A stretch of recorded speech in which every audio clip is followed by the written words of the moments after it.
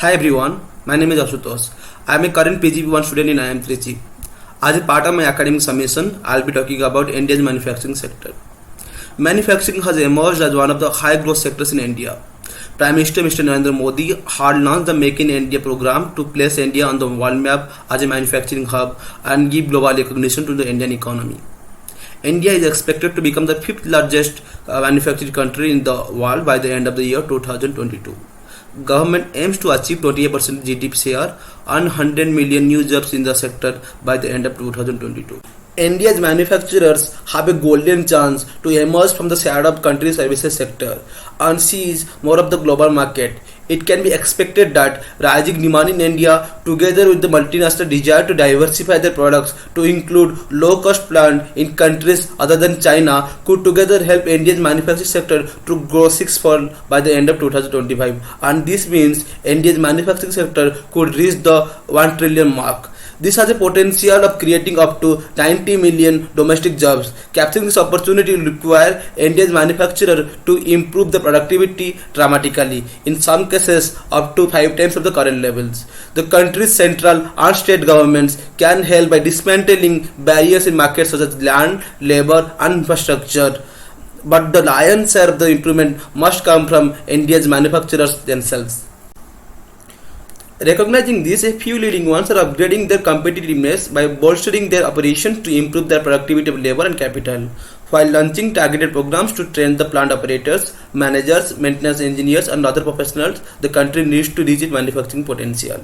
A closer look at the experience of these companies offer lessons for other manufacturers and for global product makers considering opportunities in India. India's manufacturers have long performed below their potential. Although the country's manufacturing exports are growing, particularly in skill-intensive sectors such as auto components, engineered goods, generic pharmaceuticals and small cars, its manufacturing sector generates just 16% of India's GDP, much less than the 55% from services sector. Moreover, a majority of India's largest manufacturers don't return their cost of capital, a factor that dampens investment in the sector and makes it less attractive than its counterparts in competing economies such as China and Thailand. Indeed, China's manufacturers captured nearly 45% of the global growth in manufacturing export from low-cost countries between 2001 to 2010, whereas India accounted for a paltry 5%. India's manufacturers could learn a lot from the IT sector's experience in promoting the large-scale development of skills. India's IT services and BPO sectors together hire nearly 1 million new recruits a year and bring them up to speed in just months. A key factor in the success was the early recognition among the Indian IT companies back in 1990s that the number of engineering graduates in computer science would not meet the needs of the country's burgeoning IT sector. In response, Infosys, Wipro and other companies began hiring graduates from all engineering disciplines and using in-house curriculum and faculties to build skills among new hires. That approach ultimately led to the formation of a successful network of independent privately owned computer training institutes such as Aptech and NIIT. India's manufacturers should follow a similar path by establishing in-house training centers to promote vital manufacturing roles, including those of fitters, machinists, maintenance engineers and welders. Some Indian companies are already taking matters into their own hands. For example, to impart vocational skills, India's largest automaker Maruti Suzuki has adopted 6 technical institutes across the country, some in regions with little manufacturing presence. By using the company's own managers as faculties for some classes, Maruti Suzuki inculcates trainees with a strong feel for its culture as well. The automaker is now expanding its training program to include employees of key suppliers. Although training programs make good business sense, they are also increasingly necessary to get local population to accept the establishment of a manufacturing footprint in India. Tata Motors' partnership with the Gujarat state government to improve the skills of local workers, for example, helped the company to mitigate concerns about displacement of residents by the construction of a Tata Nano factory. This gives the company access to new workers, and today nearly 1,000 people who live within 10 km radius of the Sanand factory make nanos. Similarly, Tata Steel has agreed with the Odisha state government to train and improve the skills of workers living near a steel plant in Kalinganagar. The company has pledged to give local villagers jobs in the project's execution and operations. When it comes to the market share, the GVA, that is the gross value added at basic current prices for the manufacturing sector in India, grew at a CAGR of 4.29% from the year 2012 to 2019. The sector's GVA at basic prices for the year 2019-20 is estimated to be $403.47. The quarterly GVA at basic prices for quarter 1 2019-20 stood at rupees 697.84 crores. Under the Make in India initiative, the government of India aims to increase the share of the manufacturing sector to the GDP to 25% from the current 16% and to create 100 million new jobs by the end of 2022. Business conditions in the Indian manufacturing sector continue to remain positive. The manufacturing component of the IIP stood at 130.1 during April and grew 0.5% year on year. India's overall exports in April-November 2019-20 are estimated to be $353.96 billion. When it comes to investments, with the help of Make in India drive, India is on the path of becoming the hub for high-tech manufacturing as global giants such as GE, STC, Toshiba and Boeing have either set up or are in process of setting up manufacturing plants in India, attracted by India's market of more than a billion consumers and an increasing purchasing power. The cumulative FDI in India's manufacturing sector reached $91.20 billion during April 2000 to June 2019. India has become one of the most attractive destinations for investment in the manufacturing sector.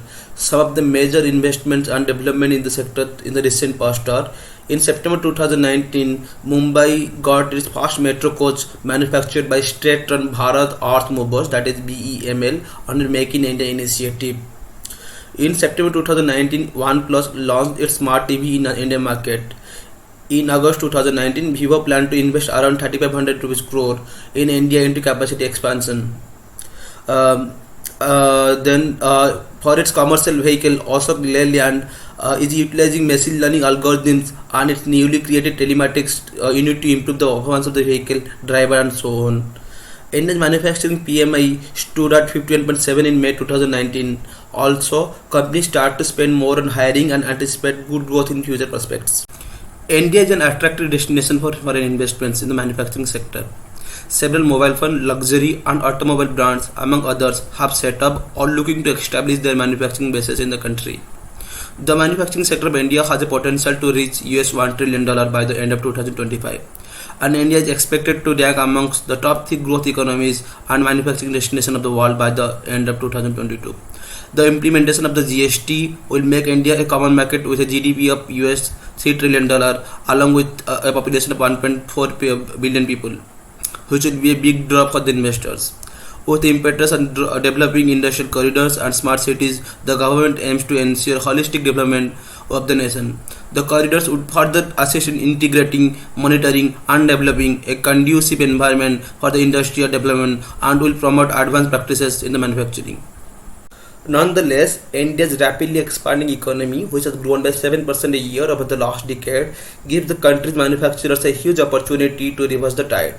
History shows that as income rises, the demand for consumer goods skyrockets, and many of India's consumption sectors such as food, beverages, textile, apparel and electrical equipment have reached this inflection point.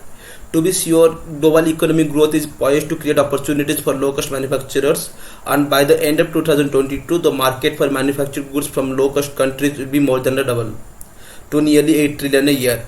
China will probably capture much of the growth. Still, we estimate that up to 5 trillion a year will be up for grabs.